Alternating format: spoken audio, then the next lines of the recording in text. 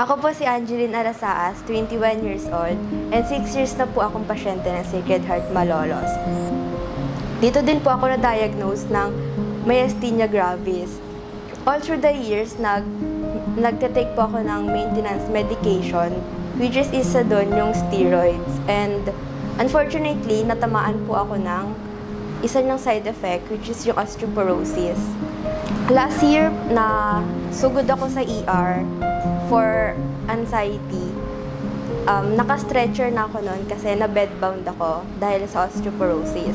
And then yung isang physician sa ER, tinanong niya kung bakit daw ako naka-stretcher.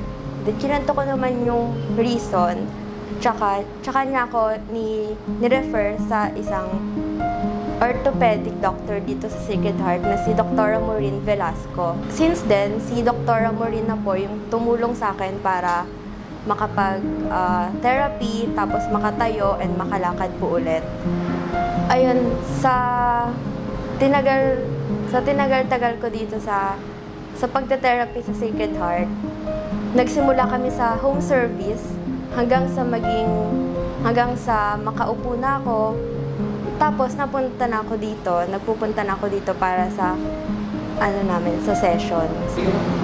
Sobrang salamat sa pagtitiyaga sa akin.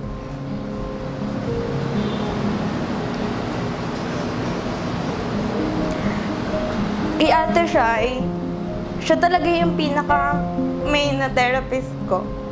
Inano ko talaga siya, nirequest ko talaga siya na siya lang. Kasi siya yung unang nag-home service sa akin. Tapos, sobrang dami na naming napag-usapan talaga, napagdaanan. Buong buhay ko, alam na niya. Siya yung yung naging human diary ko talaga.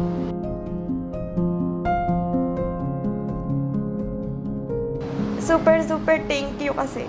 Kundi dahil sa'yo, baka ngayon bedbound pa rin ako. Sobrang laking naging tulong na nakalakad ulit ako, nakakaupo, tsaka nakakagala na ulit ako. Sa buong staff ng rehab clinic kasi hindi lang talaga si Ate siya yung tumulong sa akin, kundi lahat talaga sila. Tulong-tulong sila sa akin kapag sobrang nangihina na yung loob ko, pag takot ako sa mga papagawa nila sa aking exercise. Nandun sila para i-cheer ako. Kapag walang patient, ako na lang. Nandun sila lahat, nanonood sa akin, chini-cheer nila ako, pinapalakas nila yung loob ko lagi.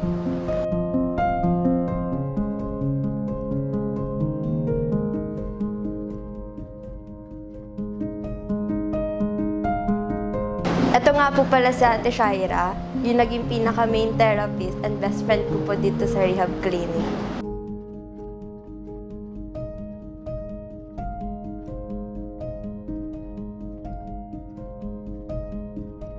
Sacred Heart Hospital of Malolos, 55 taong serbisyong subok at kalingang maaasahan.